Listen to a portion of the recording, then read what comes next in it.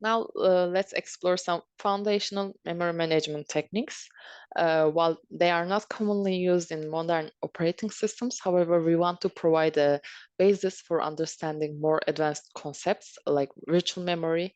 So we will see partitioning, paging, and segmentation. Let's start with fixed static partitioning, okay? So this technique involves dividing the physical memory into partitions. Each partition is assigned to a specific job or process. While it's a simple method, it actually poses challenges in optimal space utilization and accommodating varying process sizes. It's a memory management technique that involves dividing the main memory into non-overlapping regions known as partitions. Uh, Actually, one drawback of fixed partitioning is the potential for internal fragmentation. This occurs when the actual size of the program is smaller than the allocated partition size. The leftover space within a partition after a program is assigned is termed internal fragmentation, and we will also look at internal and also external fragmentation at the end of this lecture. So if a smaller program is loaded into one of the partitions, the remaining space in that partition becomes internally fragmented.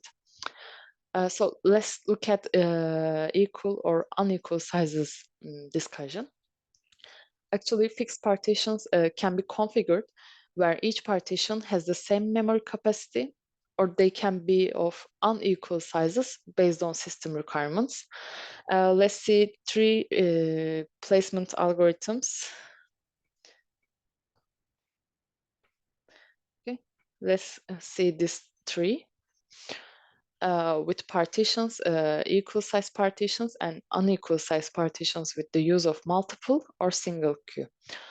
In equal size partitions, in this case, if there is an available partition, a process can be loaded into it.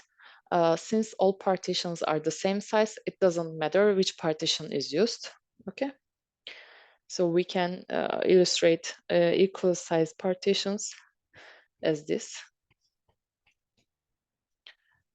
If all partitions are occupied by blocked processes, a process may be chosen to be swept out, making room for the new process. For unequal size partitions, with multiple queues are used, each corresponding to a specific partition size. Each process is assigned to the smallest partition within which it fits. This approach aims to minimize the internal fragmentation. However, a challenge arises when some queues are empty while others are loaded. In the last case, unequal size partitions with a single queue. In this scenario, when it's time to load a process into memory, the smallest available partition that can accommodate the process is selected. This increases the level of multiprogramming, allowing more processes to be loaded concurrently. However, it comes at the expense of potential internal fragmentation. So fixed partitioning provides simplicity in memory management, but may lead to inefficient use of memory due to internal fragmentation. More flexible techniques like dynamic partitioning and virtual memory address these challenges by adapting to varying process sizes dynamically. Now, let's look at variable dynamic partitioning. It allows the allocation of memory based on the actual size of a process. As processes are loaded and executed, memory is divided and assigned dynamically. This approach addresses some of the limitations of fixed partitioning, but may lead to fragmentation issues again. So when a process arrives, it is allocated main memory from a whole large enough to accommodate it. A whole refers to a block of available memory, and various holes are different sizes, are scattered throughout the memory.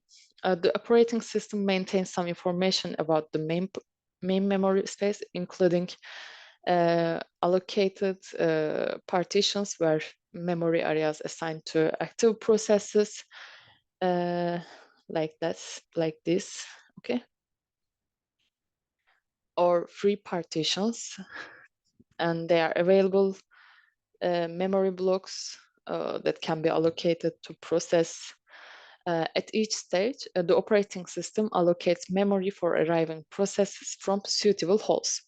So more processes arrive, the operating system allocates memory from by looking this available holes.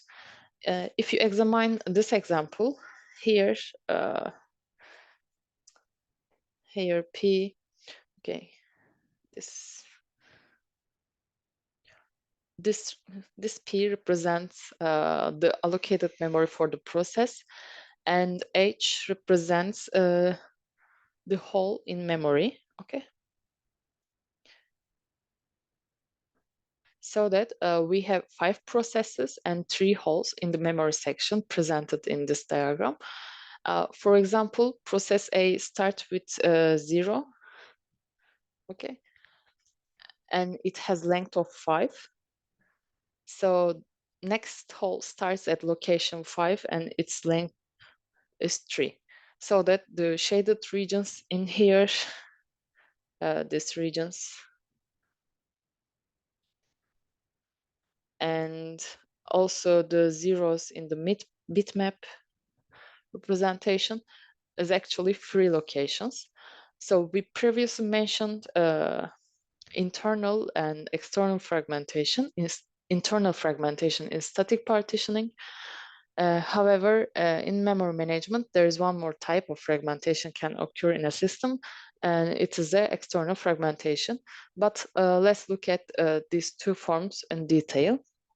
So in internal fragmentation, it happens when allocated memory is slightly larger than the requested memory by the process. So this extra unused memory is internal to partition.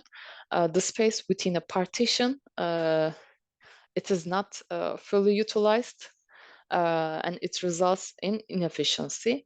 Internal fragmentation typically occurs in scenarios like fixed partitioning, or when memory is allocated in fixed size blocks. Okay.